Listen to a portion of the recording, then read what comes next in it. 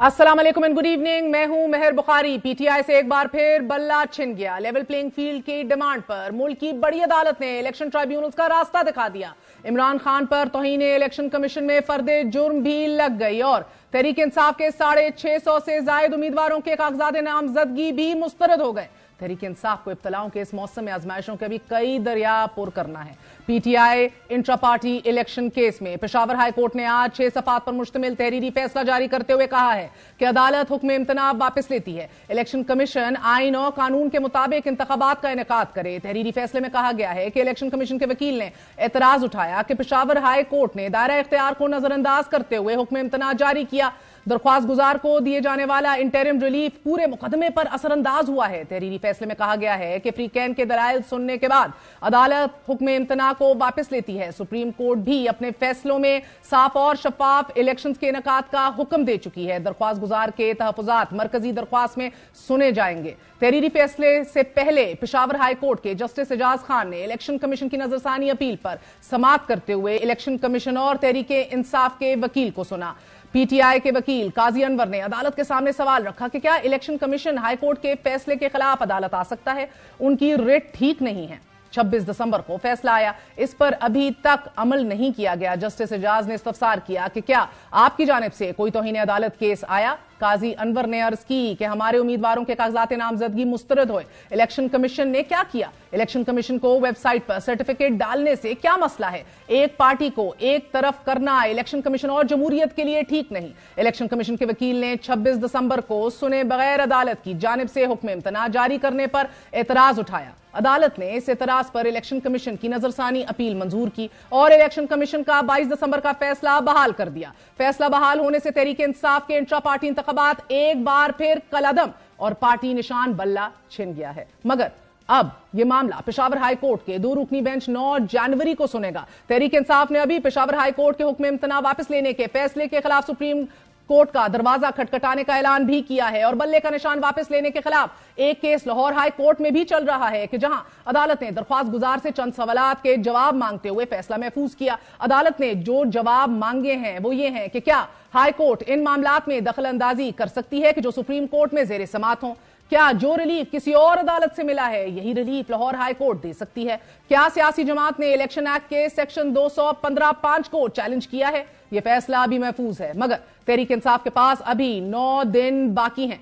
13 जनवरी को election commission ने इंतखाबी निशान अलॉट कर देने हैं और अगर तहरीक इंसाफ को बल्ले का निशान वापस नहीं मिला तो इससे तहरीक इंसाफ का सियासी वजूद खतरे में आ जाएगा। तहरीक इंसाफ 226 मखसूस नशिस्तों से हाथ धो बैठती है। तहरीक इंसाफ कौमी असेंबली में खवातीन की 60, अकलियतों की 10 नशिस्तों के मुकाबले से बाहर हो जाती है। पंजाब में खवातीन की 66, माइनॉरिटीज की 8 नशिस्तों, सिंध असेंबली में खवातीन की 29 और अकलियतों की 9 सीटों और इसी तरह बलोचिस्तान और खैबर पख्तूनख्वा की मखसूस नशिस्तों पर मुकाबले की दौड़ से बाहर हो जाती है। इसका सीधा सादा मतलब यह है कि इसका बराह रास्त असर सेनेट के इंतखाब पर भी पड़ेगा। तहरीक इंसाफ सेनेट में भी अक्सरियती सेनेटर्स मुंतखब कराने से हाथ धो बैठेगी।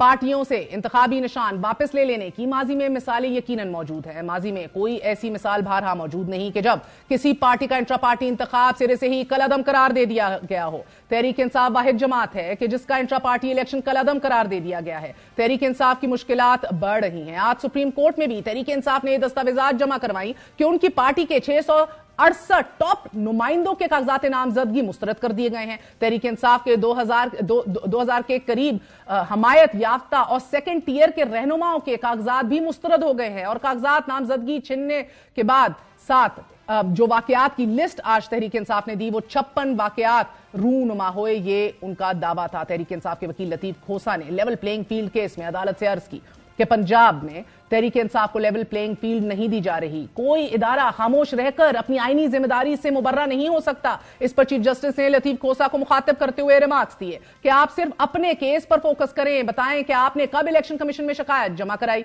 लतीफ खोसा ने अर्ज की कि सूबाई इलेक्शन कमिश्नर पंजाब ने 24 दिसंबर को चीफ सेक्रेटरी पंजाब और आईजी पंजाब को खत लिखा, इसलिए हमें इलेक्शन कमीशन में शिकायत जमा कराने की जरूरत नहीं थी। चीफ जस्टिस ने लतीफ खोसा से कहा कि आपने 2013 के इलेक्शन में भी इल्जामात लगाए, अदालत का तब भी वक्त जाया किया और कुछ ना निकला और मौजूदा चीफ इलेक्शन कमिश्नर को भी آپ نے اب ٹارگٹ کیا اور تعینات خود کیا. دوران سماعت چیف جسٹس نے لطیف کھوسا کو مخاطب کرتے ہوئے کہا کہ کھوسا صاحب, ہم نے آپ کو ایکسٹرا مائلیج دی ہے. یہ نہ کہیں کہ دنیا آپ کے خلاف ہو گئی ہے, مثبت سوچ اختیار کریں. ایسا نہ کہیں کہ بدترین الیکشن ہو رہے ہیں.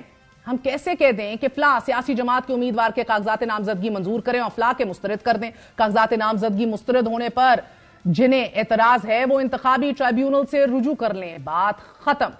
سپریم کورٹ نے سماعت کا حکم نامہ جاری کرتے ہوئے چیف سیکرٹری پنجاب, آئی جی پنجاب, ایڈوکیٹ جنرل پنجاب کو نوٹسز جاری کر دیے. عدالتوں سے ان اہم ترین ڈیولپمنٹس کے ساتھ ساتھ توہین الیکشن کمیشن کیس میں عمران خان اور فواد چودھری پر فرد جرم عائد کر دی گئی ہے. اڈیالہ جیل میں الیکشن کمیشن کے 4 رکنی بینچ نے سماعت کی. پی ٹی آئی قانونی ٹیم کے سربراہ شعیب شاہین کی عدم موجودگی میں, کیونکہ وہ سپریم کورٹ میں موجود تھے, فرد جرم عائد نہ کرنے کی استدعا کی ان کی ٹیم نے, مگر پی ٹی آئی کے وکلا کی استدعا مسترد کر دی گئی. فرد جرم عائد کر دی گئی. قانونی محاذ پر لڑی جانے والی یہ جنگ اب اپنے آخری مراحل میں ہے ناظرین, اور اب دیکھنا یہ ہے کہ ایک طرف ایک سیاسی جماعت کو اپنی بقا کے لالے پڑے ہیں, بقا کی جنگ لڑنی ہے, انتخابی نشان سے محرومی کے بعد بطور پارٹی انتخاب لڑنے کا عارضہ لاحق ہے, تو دوسری جانب پی ٹی آئی کے امیدواروں کی اپنی سیاست بھی داؤ پر لگ گئی ہے. اسی حوالے سے بات کریں گے. ہمارے ساتھ موجود ہیں سینیٹر علی ظفر صاحب. سینیٹر صاحب بہت بہت شکریہ ساتھ دینے کا. بتائے دیجیے گا کہ آج کا دن بہرحال بہت بڑا دھچکا لگا ہے تحریک انصاف کو.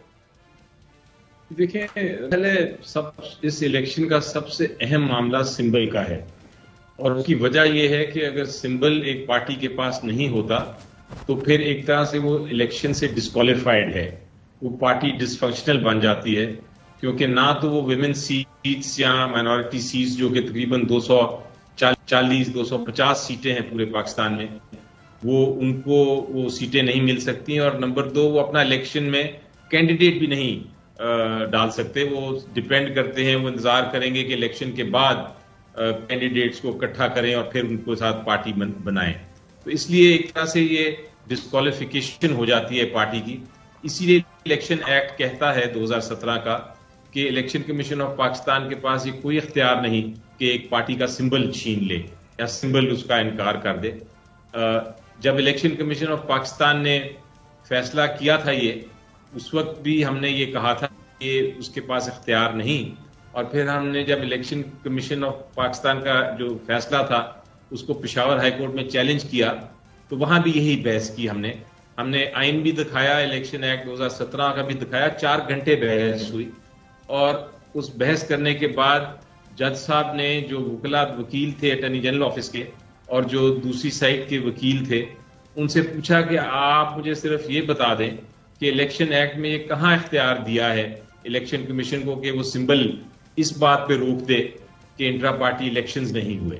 اگر آپ یہ مجھے شک دکھا دیں گے کسی قانون میں تو میں یہ اسٹے نہیں دوں گا, لیکن اگر آپ یہ شک نہیں دکھائیں گے تو پھر یہ آپ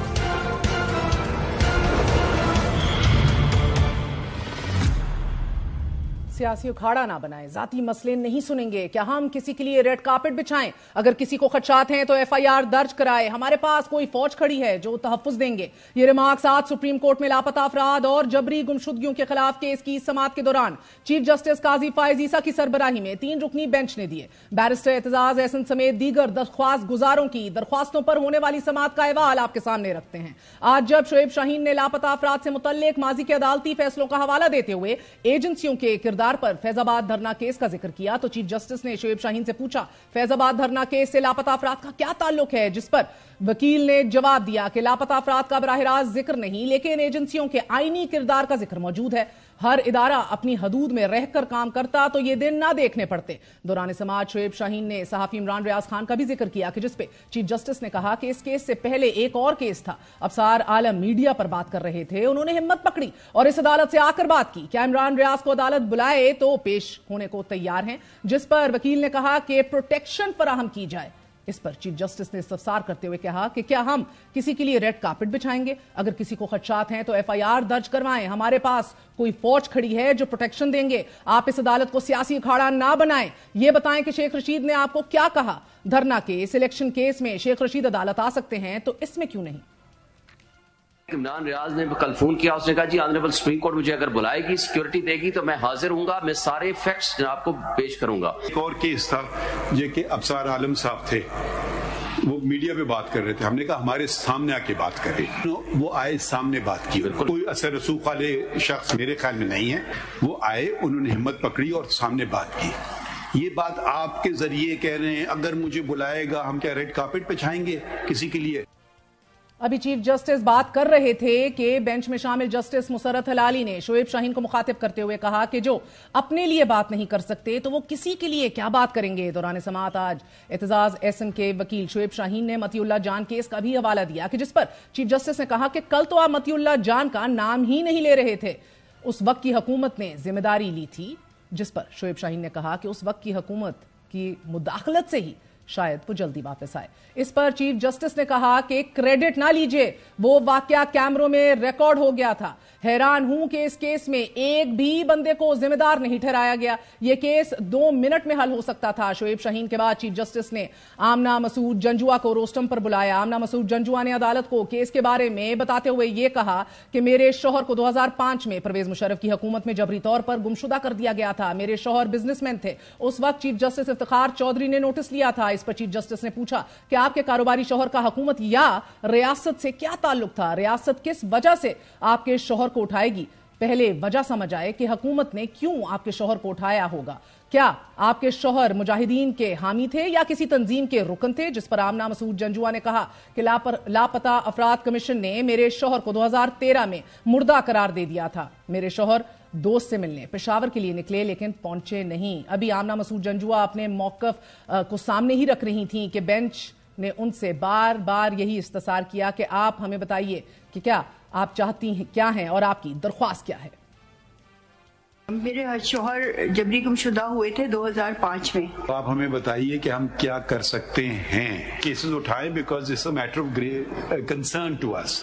دس مسٹ اسٹاپ. چیز کو روکا جائے, ختم. بالکل. یہ پولیٹیکل سسٹم میں الیکشن کروائیے. الیکشن ہوئے تھے, لاسٹ والے میں تھا چیف جسٹس بلوچستان میں. بڑی مشکل سے ہم نے سارے الیکشن کرائے اور کچھ ایلیمنٹس نہیں چاہتے تھے election who because they don't want Pakistan strong. بار کی سرخی لگی, آرڈر پاس ہوا, اس سے کچھ نہیں ہوگا.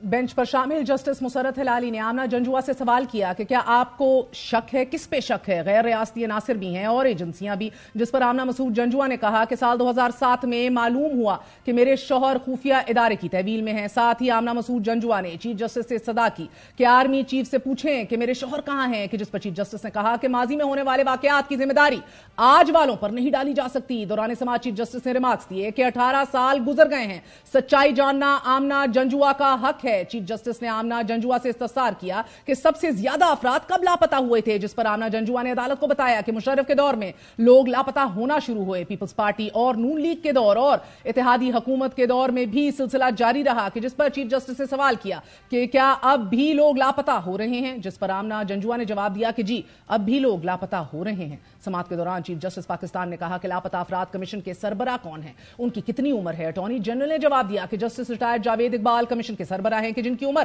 77 سال ہے. ابھی یہ بات ہو ہی رہی تھی کہ رجسٹرار لاپتہ افراد کمیشن کا نمائندہ عدالت میں پیش ہوا. جس پر جسٹس محمد علی مظہر نے کہا کہ کتنی مرتبہ کمیشن کا اجلاس ہوتا رہا ہے, کتنی ریکوری ہوئی ہے. رجسٹرار لاپتہ افراد کمیشن نے جواب دیا کہ اس ماہ 46 پیپل کو بازیاب کرایا گیا ہے. عدالت نے کمیشن کی فارمیشن کے حوالے سے بھی سوال اٹھایا. اٹارنی جنرل نے جواب دیا کہ وہ سپریم کورٹ کے جج کے عہدے سے 2011 میں ریٹائر ہوئے. چیف جسٹس نے لاپتہ افراد کمیشن کے رجسٹرار سے استفسار کیا کہ کیا کمیشن صرف تنخواہیں ہی لیتا ہے یا کوئی اور کام بھی کرتا ہے. ساتھ ہی جسٹس محمد علی نے کہا کہ ایک ماہ میں کتنے اجلاس ہوئے ہیں, کتنے لوگ بازیاب ہوئے ہیں. چیف جسٹس نے ایک بار پھر استفسار کیا کہ آج کل لوگ لاپتہ ہو رہے ہیں یا نہیں, آپ کے پاس کیسز آ رہے ہیں. رجسٹرار کمیشن نے وضاحت دی کہ جی کمیشن کے پاس ابھی بھی کیسز آ رہے ہیں. کیسز آنے کے بعد کمیشن GIT بناتی ہے. اور پھر آمنہ جنجوعہ نے کہا کہ ہم لوگ لاپتہ کمیشن کے پاس گئے, ہم ان سے مطمئن نہیں. چیف جسٹس نے پھر اعتزاز احسن صاحب سے بھی پوچھا کہ کیا آپ مطمئن ہیں اس کمیشن سے یا نہیں. جس پر اعتزاز احسن نے جواب دیا کہ میں بالکل مطمئن نہیں ہوں. جس پر چیف جسٹس نے ریمارکس دیے کہ یہاں اعتزاز احسن سمیت کوئی بھی لاپتہ افراد کے لیے قائم کمیشن سے مطمئن نہیں. لطیف کوسا نے کہا کہ سپریم کورٹ سے بڑی عمارت لاپتہ افراد کمیشن والوں کی ہے. چیف جسٹس پاکستان نے کہا کہ کمیشن کے لوگ کا تقرر کیسے ہوا. سوال کا جواب دیتے ہوئے اٹارنی جنرل نے وضاحت دی کہ وقت کے ساتھ ساتھ کمیشن کے نمائندگان کی میعاد میں توسیع ہوتی رہی. दौरान समाअत चीफ जस्टिस ने वजीरिस्तान में 6 हुजामों के कत्ल का तस्करा करते हुए कहा कि कत्ल करने वाले को खुदा का खौफ नहीं होता। 6 नाई कत्ल कर दिए गए, लोगों को खौफ ही नहीं है। कत्ल करने वाले यहां सजा से बच सकते हैं, आखिरत में तो जवाब देना होगा। बलोचिस्तान में 46 जायरीन को मार दिया जाता है। चीफ जस्टिस पाकिस्तान ने कहा कि अदालत का काम नहीं, यह हुकूमत की जिम्मेदारी है कि लोगों की सोच को बदले। चीफ जस्टिस ने दौरान समाअत इस्तफसार किया कि कमीशन को जब इल्म ही नहीं कि बंदा कहां है तो प्रोडक्शन ऑर्डर कैसे जारी कर सकता है, जिस पर वकील फैसल सिद्दीकी ने बताया कि कमीशन इब्तदाई इंक्वायरी में तयन करता है कि केस जबरी गुमशुदगी का है भी या नहीं। लापता अफराद कमीशन के अहकामात पर हुकूमत अमल दरामद नहीं करती। कमीशन ने 700 प्रोडक्शन ऑर्डर्स जारी किए, अमल दरामद सिर्फ 51 पर हुआ। चीफ जस्टिस ने कहा कि माजी में जो कुछ हुआ इसका जिम्मेदार आज वालों को तो नहीं ठहराया जा सकता। हम मसले का हल ढूंढने की कोशिश कर रहे हैं। हुकूमत को कमीशन के प्रोडक्शन ऑर्डर पर जवाब देना चाहिए। कमीशन की जानिब से जारी करदा तमाम प्रोडक्शन ऑर्डर्स के तफसीली रिपोर्ट दी जाए कि जिसके बाद अदालत ने आज की समाअत का हुक्मनामा लिखवाना शुरू कर दिया। नाजरीन,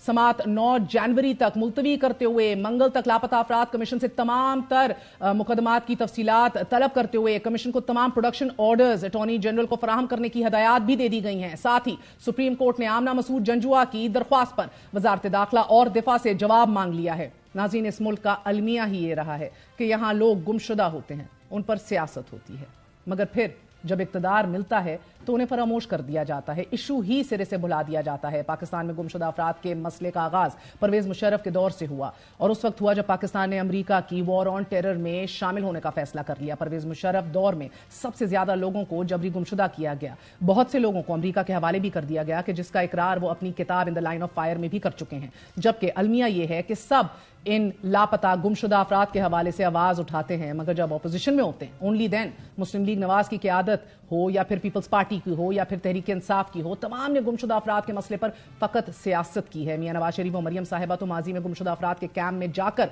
उनसे इज़हार यकजहती भी करते रहे।